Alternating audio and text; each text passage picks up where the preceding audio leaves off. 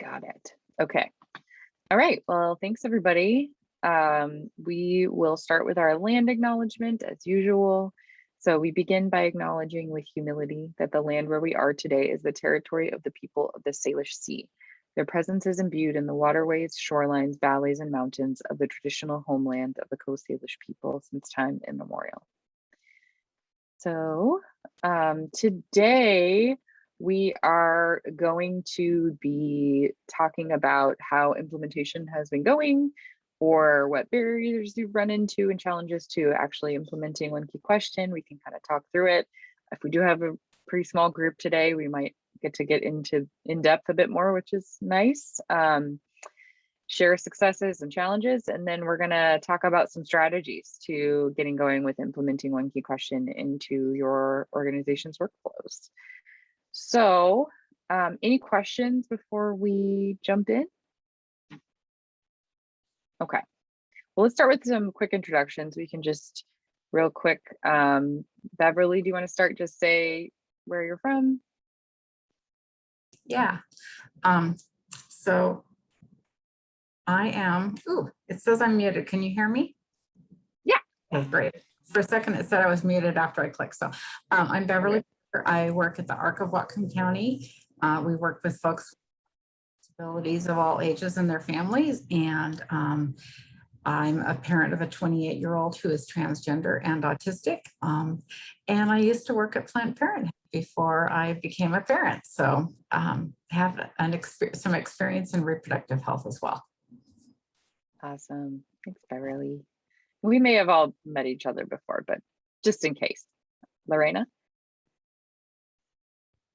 Hi, I'm Lorena Shaw. I'm the Community Services Manager over at Opportunity Council. And normally I would have Leah Allen with me today, who actually works in our Community Resource Center, but we are short-staffed and she is unable to join us today. Unfortunately, we had somebody need to go home early. Totally got it. Niles? Hey, good morning, everybody. I'm Niles Kelsenberg. I'm the program manager at Sunrise Community Behavioral Health in Bellingham, Washington. We're just a door down from the Planned Parenthood Administrative Office up here. That's right. That's awesome. Great. Micah? Micah Osteen. I am the Data and Evaluation Manager at the ACH. Great. And I'm Heather, and as of yesterday, new title, Public Health Liaison. So excited to be taking on that new challenge, but still happy to be here with you all. Mackenzie? Great. Heather, congrats on the new title. Thanks. My name is, again, Mackenzie. I use she, her pronouns, and I am based in Washington, D.C. I work with Power to Decide, which is the organization that runs trainings and owns One Key Question. And so just here with you to kind of guide you in this journey of both training, but technical assistance as well. And really grateful to see you all again. I know this is a small crew, but we'll probably get into why that's the case shortly, of just like you're in the presence of providers right now and all of you are holding a lot. So just want to recognize that and thank you for your time in advance. Awesome. Thanks, Mackenzie. All right. Well, we have done a quick little comfort poll each time we've talked about how comfortable you are with One Key Question and putting it into action. So, Nika, do you want to pop that up real quick? So if you just want to fill this out, it's just helpful for us to kind of see how comfort is increasing over time.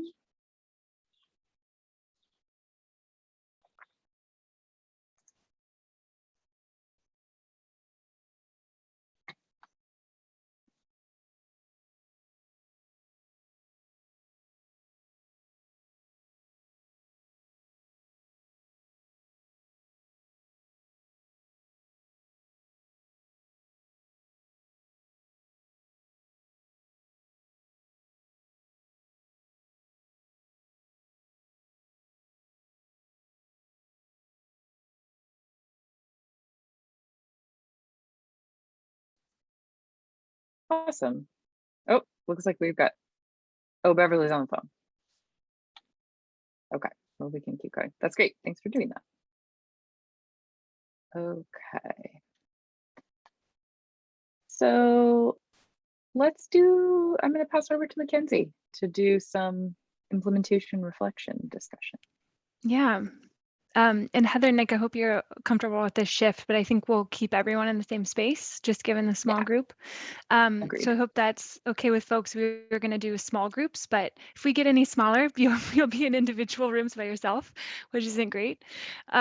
So to give you a little context, we wanted to spend the next few minutes reflecting on how implementation is going, whether it's going, whether it's not going at all. And just so you know, all are welcome here. And then we're going to do a share out of that. So I just want to again give some context that is not surprising to any of you. Pre-COVID, you were all already wearing a lot of hats and doing a lot to serve your clients and patients. We know with COVID that has just become harder, and it's asked a lot of all of you. And so I just want to say that because we've had several folks from our cohort reach out in the last week or two saying, hey, we want to do one key question and we're excited about it, but right now it is really taxing for our staff or we have turnover. So I just want to say we hear you and we see you, and that's okay. For those of you that took the training, you are now certified. So you have the ability to do that when you are ready. And we're not pushing you to do that sooner than you can and are able. So I just want to start by saying that to alleviate any fear of like, oh, I'm coming to this meeting and I haven't thought about one key question since I took the training. That's okay. So because we're a smaller group, we'll just stay together and answer some of these questions. Nick, if you don't mind putting them in the chat as well, that would be wonderful. So the first question is this: have you started implementing one key question? Again, it's okay if you haven't. So if yes, we would love to hear how it's going for you. We would love to hear a little bit about the process for piloting it. So if you've actually started asking patients or clients when they come through your services, we'd love to know what that has looked like, who on your staff has asked it, and then what that workflow has looked like. Finally, this is probably most important, but if you have started asking patients and clients, have you heard any feedback from them about what that experience has been like to be asked about their pregnancy desires? So that's in the camp of, yes, we've started implementing. And if you have not, again, totally fine. We love to just hear about what challenges or barriers are coming up for you and getting in the way of actually starting that process. So again, you can fall on anywhere on that spectrum, but just want to open the floor for reflections about implementation in general. So anyone is welcome to come off mute. Again, we're a very small group. And welcome, Stephanie. I can go ahead and start. So our agency, there was 2 of us that attended the training, and myself, and I'm in an administrative role and don't do direct client service, and then Leah, who does do direct client service. So we have not started implementing it, but we're the community resource center where we're likely going to start piloting it has been somewhat understaffed recently, more than just recently, but we've had some challenges with staffing. But ideally what we'd like to do, we've made some internal decisions to bring the what we call our family homeless housing intakes back over to the CRC. It was being done by different staff. And so we are thinking that once that transitions to us, so that's us sitting down over the phone, doing the full VA SPDAT, which is a vulnerability index for housing, plus our housing intake that with families, we see that being an opportunity to implement the one key question intake. And we're thinking just trying to kind of further refine the pilot is perhaps limiting even within the family subset, a further limited subset where we do some criteria, like maybe it's for families that have a child birth to 5, or that we're not really sure yet. And I'd love some feedback from this group on, if you have piloted it or have experience with these pilots, what might be a good way to attach some criteria to a pilot. So I look forward to that, but that's kind of where we're at. We're really hopeful we could pilot this later in the fall when we do have all of our positions filled and can bring this work back over. I am concerned about continuity. If for some reason Leah leaves the agency, then we are left with no one trained but myself. And so trying to figure out how we can bring additional providers into this training, and not this one per se, but additional training in the future is of interest to me. Wonderful. Thank you so much for sharing that. I won't respond to that, just to let other people speak, and then hopefully there'll be more space for us to talk through each of those. So anyone else, again, for those that just joined us, we are having a very open forum of just implementation generally. You can fall in any of the camps of I haven't thought about it since I trained or was trained, to we've just started piloting with folks. So we just welcome all of your input. And it is an open floor. Well, I can jump in for a moment and say that I have used this just 2 times actually, because of how we, sometimes we're dealing with crisis calls, sort of, that urgency of folks connecting in all of our contexts is not always appropriate. So in having some fuller conversations in 2 situations, have been able to ask and pursue this and feel like it's really it's a great icebreaker, to be able to have that one key question to put it out there and start the conversation, and in some ways has I think was a welcome surprise for one family to be able to talk about that a little bit more. And I'll just share that working with people with disabilities, I have to tell you that when I read the word capable and when I say that, I know it has a lot of different meanings and a lot of different emotion, and I'm not asking for that to be changed. I continue to recognize for myself what ableism and disability and justice look like in the world. And so I think that parents and individuals that I'm working with also have that maybe a different emotional response to the word capable, but it's been fine.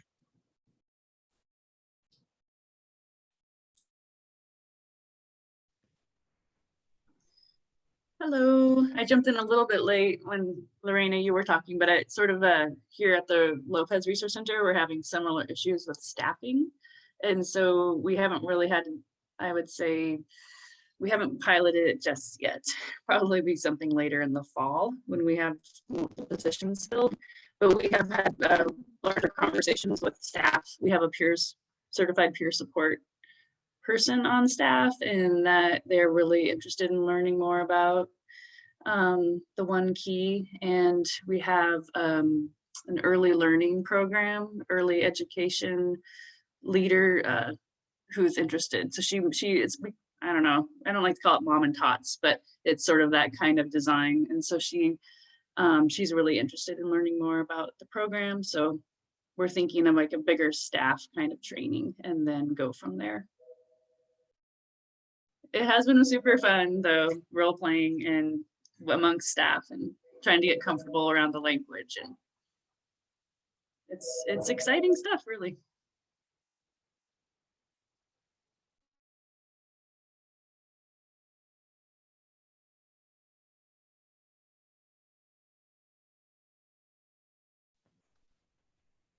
I guess that is a question that I have, that I'm originally with doing the training and thinking about this, that I thought that I'm not sure what a rollout to the rest of the staff does look like. And I guess I felt like it was sort of an exclusive thing. But is that not true? Because I would be happy to find other ways that this is used in some of the groups that we do. Yeah, that's a good question. I'm happy to answer since a few of you brought it up. So So I'll kind of separate. So there's the one key question training that we used to come to you in person, but are not during COVID. So we turned it into the online version. And then there's this awesome learning cohort that Heather and Nika have put together and that have trained you. And then, now we're meeting during these times to go through kind of the implementation process and technical assistance. So the training itself is available to any provider, not non-clinical and clinical, who wants to come to our website. You can purchase it right off the website, or you can talk to myself and my team, and we could get you, a group pricing or something if your staff wants to get trained. The training cohort that we're going through in this intentional way, Heather and Nick, I'm not sure if you'll do another one, but that's kind of, I'll just separate those two for yourself so you can better understand. And I think from our perspective, running one key question, I'll be honest that providers do this better and with fidelity and feel more comfortable doing it once they have been trained, right? So we really, really encourage folks to go through the training so that it's not like, hey, read this packet and good luck to you, because we know that reproductive health is a new topic for a lot of providers. Maybe not those that are OBs or have studied reproductive health, but if that's not in their normal workflow or conversations, then we want them to go through the training. So long way of answering, would love, this is not exclusive to just you in terms of getting trained. So bring your folks towards us and we're happy to get them trained. So I hope that answers that. That's great. Thank you very much, Mackenzie. Yeah. Anyone else want to just share about implementation, thoughts, reflections, how it's going?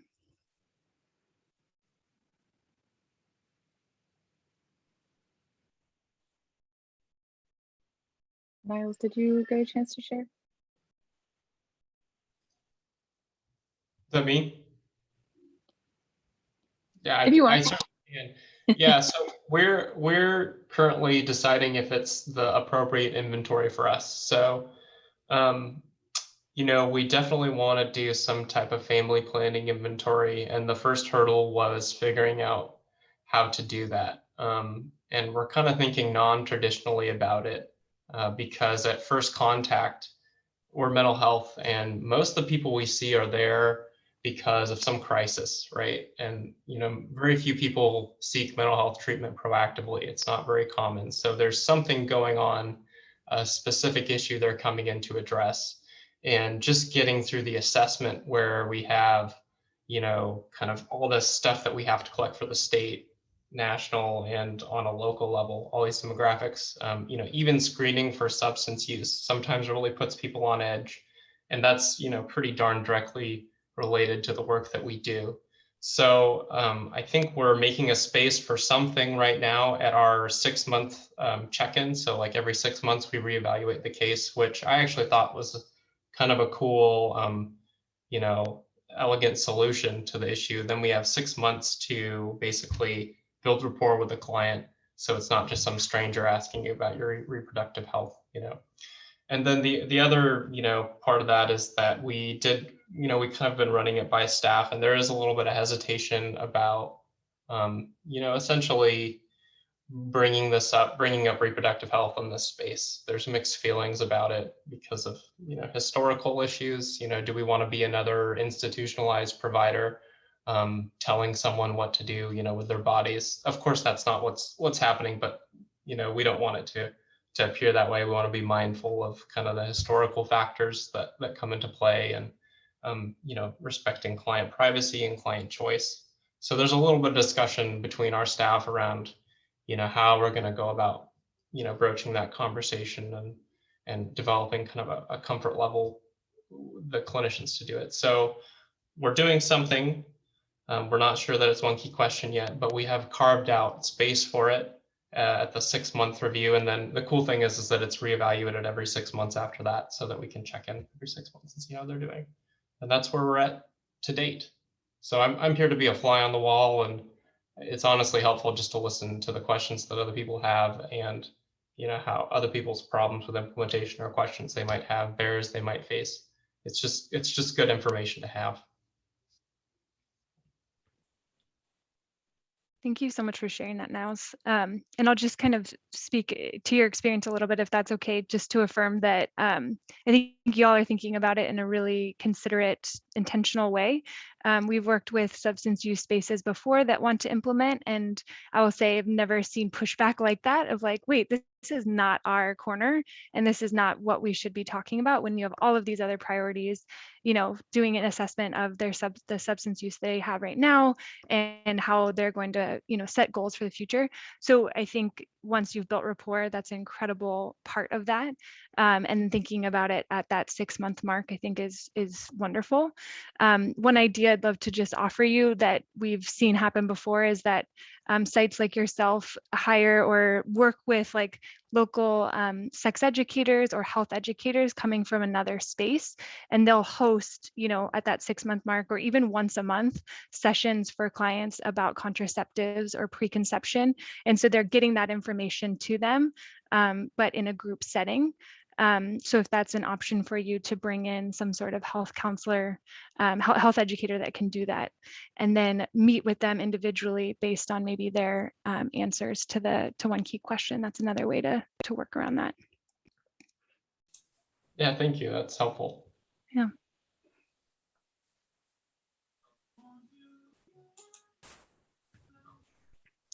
Welcome, Rebecca. I didn't know if I see you off mute, so I didn't know if you wanted to share as well. I'm just logging in. Sorry, Okay. I lost the correct link. Sorry. No worries. Oh, Welcome. no worries. We're glad you're here. So I recognize that we're a bit short on time, so I'm just going to move us through to the next section.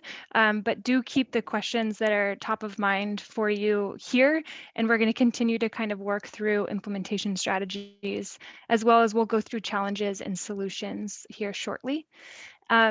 So let's see. If you don't mind sharing your screen, Nika, we can talk through workflow drafting.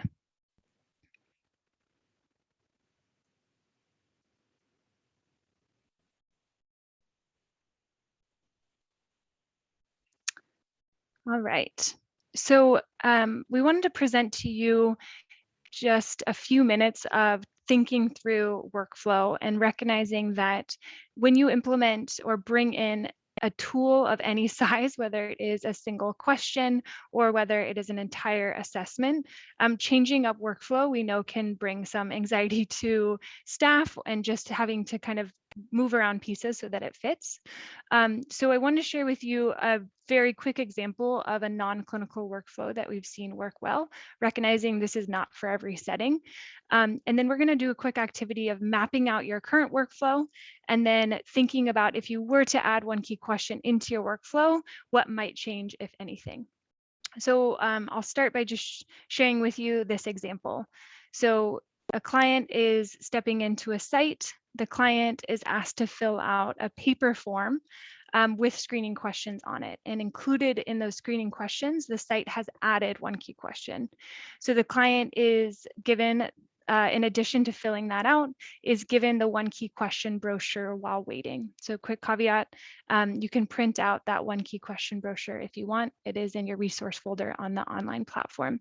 And this kind of is that reading material where they can look through, oh, if I say yes, this is what I should think about, maybe no, and this is what our next steps. Next, a social worker, counselor, or a different type of provider then meets with the client one-on-one. The client's one key question response is then confirmed, right? So if they wrote it down on paper, they're gonna give that back to whoever is taking them back, and then the counselor or social worker provider is gonna bring that back up and confirm, hey, is this how you feel about pregnancy desires? Based on the client's response to one key question, the provider is going to provide counseling using that kind of pathways to care that we provided in your training, and will give materials accordingly. If they're interested in avoiding a pregnancy, here are, you know, some tear sheets on different contraceptive methods, etc. Based on the client's response, an appropriate referral is also provided. The client's response is then saved in their file. Why this is so important to save a client or patient's response to one key question is that, as Niles brought up, you know, if you talk about pregnancy intentions every few months, which is a wonderful practice, you can track how someone is changing in how they, their intention or their pregnancy desires, because we know that those are not the same, even in the course of a week, in a month, certainly in a year, because of circumstances, relationships changing, the person's personal desires changing, that you want to meet your client where they're at. So asking them with some consistency is the best practice. And then for the final step, the next steps are then provided, including the referral. So I want to move to the next slide. And again, that is a non-clinical workflow, so a space that could not offer contraceptives on site, could not offer a full preconception visit, but a space that could at least start the conversation and then provide a referral. So if you go to the next slide, Nika. I'm just going to ask that wherever you are, if you're on a computer, if you're next to a notepad and a pen, that you quickly just spend the next 2 minutes jotting down what a current workflow looks like for a client or a patient coming in to use your services.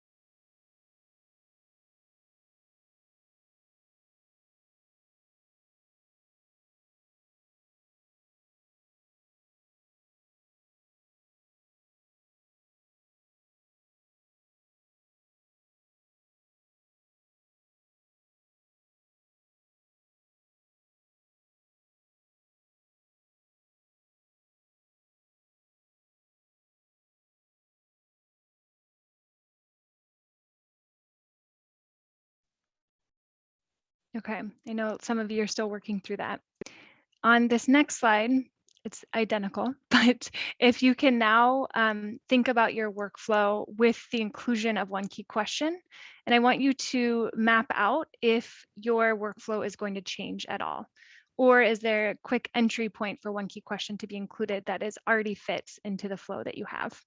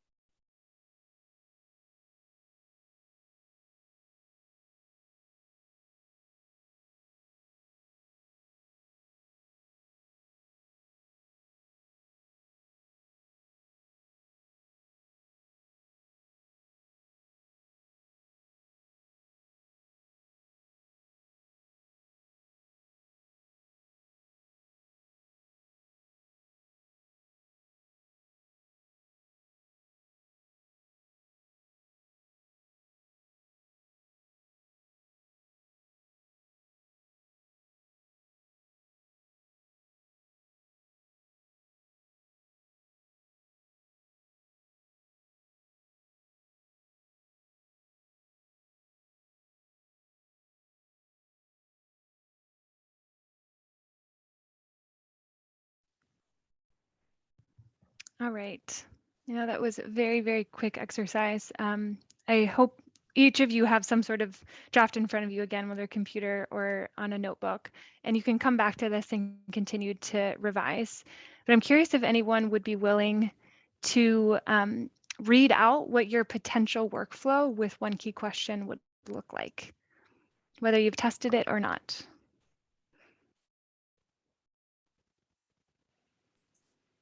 Well, I'm always happy to be a guinea pig. Break the ice. Yeah, go for it. And I know I shared a little bit that many times the connection that we have with the family initially may because of some urgent issue. So we're in some ways triaging what are those concerns for a family, for a parent. And so really what we're going to do is we're going to triage and work through whatever current concerns are. We do get to a point though where we either at that visit or at subsequent visits or during a support meeting that we talk about self-care and we talk about parent stress and toxic stress. And that's the point where it fits perfectly in that to be able to do that. It just means that there's a lot of work that we have to do first before we get to that point. And that's really wanting to do this well, for, you know, for it to be effective, that it wouldn't work to put it in early, that it, and I think Niles, you talked a little bit about just that part of choice and self-determination, even for people, that it feels like, oh, that's a good time to have this be on the agenda, that it's not my agenda as Beverly, that it's a good question in the life of that parent and that family. Great, thanks, Beverly. So what I'm hearing, and correct me if I'm wrong, is that it might work best in your setting, or has worked best, for it to be a face-to-face conversation rather than maybe like putting it on a form without context, that's going to happen. And maybe you as a provider are going to write down their answer. You can file that away and continue to come back to it. But it happens in a point of conversation where you're already talking about parenthood or other, you know, topics that feel like they fit. Okay, wonderful. Quickly, anyone else want to offer a potential workflow? I think for us, as I mentioned, it would be incorporated into our housing screening. So what that would look like is a family at this time would be on the phone with us. So this would be an over the phone intake. And so I see us incorporating, I think there's maybe already a question about being pregnant on the assessment. So it'd probably fit somewhere in there where we would then bounce over to this questionnaire and work through it. So we would be recording those answers that were given to us. And then depending on the answers to the questions, we would likely provide a very light counseling, probably only incorporating no more than what you've provided in the non-clinical pathways, just some very basic health information. I don't know if we'll, at some point, we'll do it verbally first and then perhaps send them some information as well, because they usually have to come in and sign a bunch of paperwork for us. So we would have some takeaways for them. And then along with that, sort of a customized list of, you know, Whatcom County, either preconception maternal care or contraceptive care avenues that one could pursue if that was whichever way that the conversation goes. But it would be probably really light counseling and then much more referral. And then we eventually would get to a place where a housing case manager would then be following up semi-regularly, like in Niles's version, where maybe not at the initial welcoming into a program, but somewhere along the goal planning at 3 or 6 months, and then beyond that. That would be a further iteration of the workflow. But the basic would be verbal over the phone, provide some verbal, very light counseling, and then give them some takeaways and just make referrals to other entities that are the experts in that.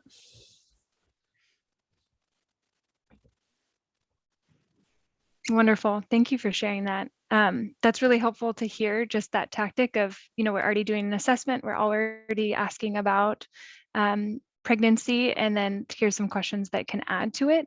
And one thing I'd offer too is just that if you do give out those referrals, and it sounds like many of your sites are going to be like figuring out your robust referral network in your local community, that's also something to add to your notes, right? Not only their response to the pregnancy desire screening tool, but where you referred them and what you referred them for, because then in that next, you know, 3 months check-in, however consistently they're coming to you, you're going to say, hey, how was that preconception visit, right? Did you get what you needed?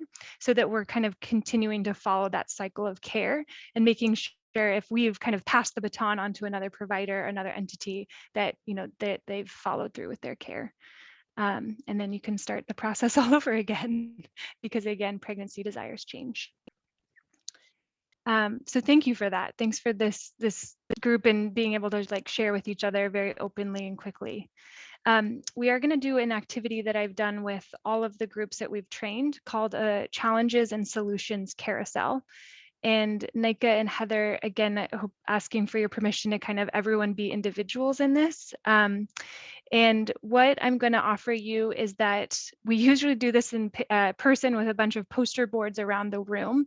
And over many years of training, we've come up with what seem to be like the top 6 challenges that people run into, providers like yourself run into before they start implementing or at the beginning of implementation. And these are the top 6. 1, lack of staff support, right? So if you're an administrator representing your group right now, and you come back and you're like, hey, I have this great new tool for you. Some folks are not excited about adding something to their workflow, and that's totally legitimate. The second is staff time restraints and competing priorities. I don't have to explain this at all. All of us are living in the time of COVID, and all of you are providers, so you understand this better than anybody.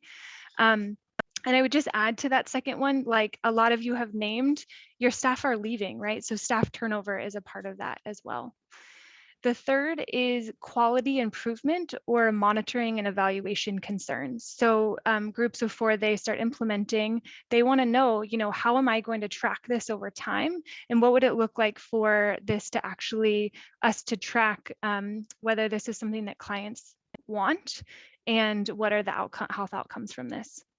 4 is a lack of client trust. Niles, I keep bringing you up as a great example, but you named this, right? You said if we ask this right away in a moment of crisis, we're going to turn them away from wanting to have this conversation. So how do I build trust before I start bringing in conversations that do feel intimate to people, right?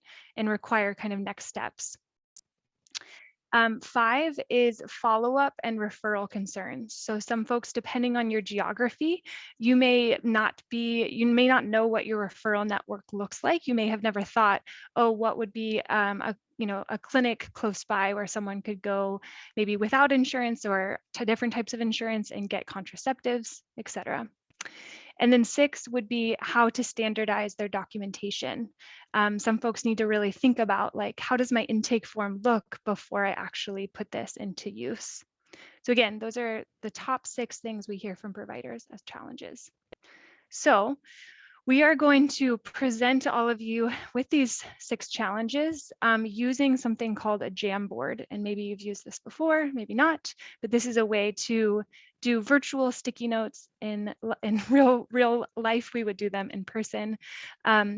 But we're going to ask Heather to do a quick tutorial, and then I will explain how we're going to work through each of these challenges and come up with solutions as a team. Awesome. Thank you. So Nika just put a link in the chat to the Jamboard, which you should all be able to open, and let me know if you can't. And then I will also share my screen real quick. Let me see here. There it is. Can you see that? Yeah, okay, great. So just real quick, for those of you who haven't used Jamboard before, it's a Google tool. It's kind of like a virtual flip chart, so to speak. So what we're gonna do is there are 7 slides here. So think of each of these as like one big giant sticky on our wall in our room we're meeting in. And so each one has one of these different challenges that we discussed. So we were going to break into groups to do this, but I guess, Nika, Mackenzie, what do you think? Do you think folks can just kind of go back and forth and list some solutions? Okay, cool. So each page has a challenge, and what we'd like you to do is type a solution on a sticky. So just real quick, you can toggle back and forth between the pages by selecting these arrows at the top. So if you go to the next frame, you'll see this one is the next challenge, staff time restraints and competing priorities, et cetera, et cetera. So there are 7 of these. The last one is just other. So if you think of other challenges that you want to talk about, you can just double click on that text box and add them there, or add a sticky. And to add a sticky, essentially you just go over to the toolbar on the left and go down to this one that looks like a sticky note. Click it and it will pop up like that, and you can type up your text here. You can make it a different color if you want. And then hit save and it'll pop up there. And for some reason that didn't go away. But yep, and then you can move it. You can make it big or small. So feel free to just put in as many stickies as you want with all your ideas about potential solutions for each of these. And I'll go back to the first slide. But with that, you should all have access to this. So and I see your little avatars up here. So oops. Yeah, so I think we can just start brainstorming. Is that right? That sounds great. Yeah, we are Great. leaving you to your own devices again. Oh. Oh yeah, do you have a question, Beverly? Where was save again? I'm sorry, Heather. It should just do it automatically. So if you click Okay. on the sticky note, I think it's right there. Yeah. Oh, there we it go. is. Thank you. Yeah, and then Sorry. it should just go up. You can also Yeah, I'm good. add a text box in the menu on the left if you want, but yeah, it's probably I'm easier. good. Thanks. I saw it now. Sorry Cool. about that. Great. Awesome. All right, let us work for about 5 minutes on our own and we'll see where we land. And again, if you can hit a solution for each of those 6 and add a 7th challenge or solution, great. If you only work through 3, that's fine, but we'll check in about 5 minutes.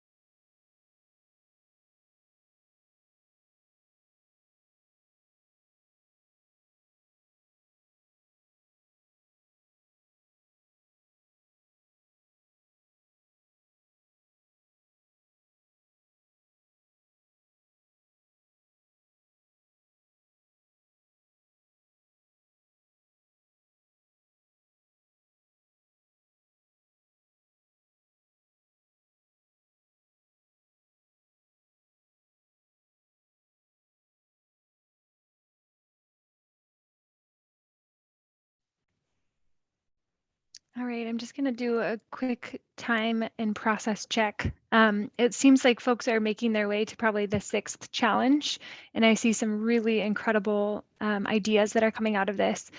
Typically, I would read them out and we would discuss them a little bit, just so you know, we're both kind of crunched on time, but also not want to read them out to you. I'm sure you all can kind of see them for yourself. One thing I will offer is that we are going to be able to provide you copies of these responses. Is that right, Nika? And have those sent out? Okay, perfect. So don't feel that you have to take screenshots or busily write down the answers that folks are offering. We're going to give you back this so you can kind of absorb it on your own time. But I'm going to give us about 1 more minute to finish responses, and then we're going to move on to another section.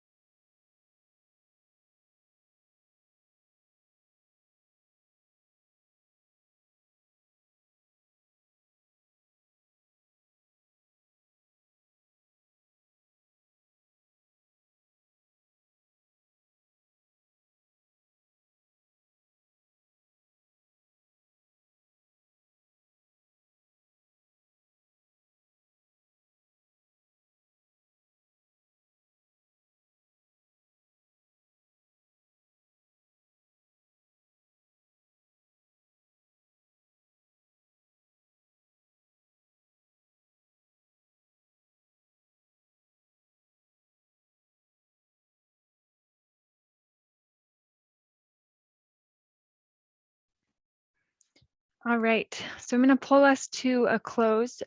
You can continue to have access to this. So during this call or a few minutes after, if you have ideas that are brewing and you want to add them, please do. And as we said, Nika will kindly send out copies of each of these pages. And do reach out if you have questions about what some of these mean. But just by like a show of thumbs, how was that experience working through some of the solutions? Okay. Great. I do thank you for just putting all of our brains together. And oftentimes I will say some of these solutions won't work with some settings, and with others they will. And so just want to recognize how each of your settings are different, but we can kind of share in some ideas and see what sticks. So again, going to move away from this Jamboard. You will have access, and we are going to, Nika's going to share your screen again, and then we can go through quickly data and evaluation, because I know that's come up for a few folks, are like, what are the data points that we can be gathering if we are going to be asking one key question? And I will do this very quickly, and then you can all have copies of this. None of this will probably be very surprising, but I want to walk you through what some folks have done. So to start, I think it's helpful to name, and this is probably true for every goal that we're introducing to a social services or healthcare setting, is creating SMART goals. So I provided 2 examples that could be used in this setting. The first is, by the end of 2021, create a referral list for all family planning services in the area. This is a top level goal that hopefully could be achieved by all of your settings of coming together to say, what is in our community, and can we put that on paper so it's accessible to my staff and to our clients so they know where they're going to be referred to. Everything from what kind of insurance they take, do they take walk-in clients, et cetera. A second SMART goal that you could use is in 2022, increasing referrals to contraception or preconception care by X%. So whatever that looks like for your setting, that's oftentimes a huge goal for settings, is they really want to see that their clients are getting more contraceptive and preconception care. And they're not doing it themselves, but they're referring out. So here are some baseline data points that you can take a snapshot of now before you start implementing, or as you start, as well as some data that you might want to collect continuously. So the first is just getting the raw data for total number of unique clients that you serve at your site. Does not necessarily mean those that are going to be asked one key question, but overall, who do you serve? The total clients, total number of unique, we're working with some transition age use. So if that doesn't apply to you, then unique client of X population that you care about. The next is total number of unique clients who you serve who are currently pregnant. That might be helpful for you to know just so that your services could look different. Total number of unique, transitioned age youth who are currently pregnant. Again, this could be based on your population. And then demographics, so ages, race, ethnicity, and then of clients that you serve. So getting that snapshot of who you serve, who's pregnant, and anything else that you care to know and track over time. And then what you could be collecting based on your intake form when you bring in one key question is the number of times a client is asked one key question, the frequency of responses to one key question. So that is including how many times are our clients of reproductive age answering yes? How many times are they answering no, unsure, or okay either way, right? So you're taking snapshots so you can see, wow, 90% of our clients want to become pregnant in the next year. What can we find out about that? Why is that interesting to us? And what does that mean about our clients and what does it mean about what we're able to offer them services wise? The third is number of referrals made for contraception and or preconception care or prenatal care, right? So if you have a lot of clients who are pregnant, are you offering them prenatal services? So you can be tracking the referrals you're giving. Finally, a very important one that sometimes we forget is client satisfaction, right? Or quality of care following one key question exposure. Some sites have done this by doing an emoji smiley face, a middle face, like a neutral face, and a sad face, right? Like, how are they feeling about being asked questions about their pregnancy desires? Does this resonate with them? And if it doesn't, maybe we need to go back and understand, is it the way we're asking this? Is it when we're asking this? Is it that we're asking this at all? So again, these data points just help you continue to come back and make adjustments as you need. So I'm going to leave that there. Again, you can have access to this, but just wanted to offer what some folks have done with data. At this point, I want to pass it along to Nika, who's going to close us in a section and talk a little bit more around equity and the different populations that we serve, since that has come up with you all before. So I'll pass it to you now. Thanks, Mackenzie. And we will share those slides out with you in the follow-up email as well. So one thing we heard from a lot of you throughout this process is you wanted to talk more about how we can equitably implement one key question.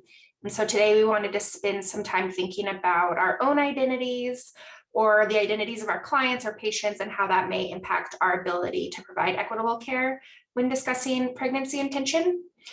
So we're going to work through an activity called in-group, out-group. Some of you may have done something similar before.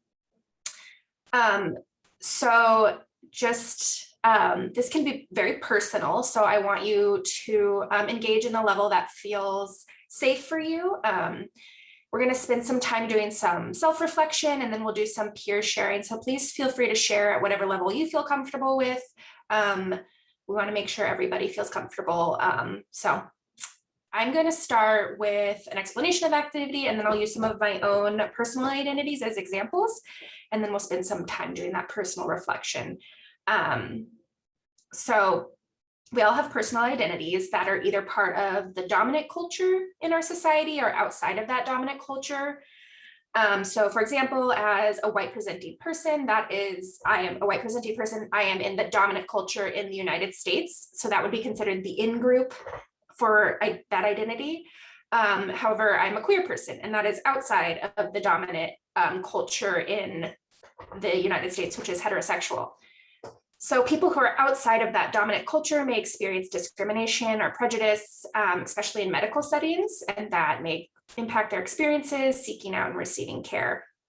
So any of our identities can be an in-group or out-group identity, and those may impact how we provide care to individuals, may have some biases that come with it, and that may come up when we're implementing one key question. So when I think about one key question, one of my identities that might present a bias is I don't identify as Christian. And so that is makes me part of the out group in the United States, but how that might show up with one key question is if I had a client come in who was opposed to birth control because of their religion, but didn't want to get pregnant, then I would have to confront my own biases to make sure that I could help them determine, how to prevent pregnancy without pushing my own ideas of birth control as a solution. So, thanks, Lorena. So are there any questions about that, the in-group versus out-group? Great. Okay, so I'm going to give everybody about 5 minutes to do their own reflection. So I encourage you to, turn off your camera, pull up a piece of paper and a pen or Word document, and then make a list of your in-group and your out-group. And I really want you to think beyond those things that come up naturally, like gender, race, sexuality, and think about things like how you were raised, your education level, your class privilege, your relationship or parenting status, disability. There's a really wide range of identities that might impact us. So I'm going to give you 5 minutes. I'll turn back on my camera when we're coming back together. I'm going to turn off the recording for this portion. And yeah, if you could make a list of your in-group and out-group identities.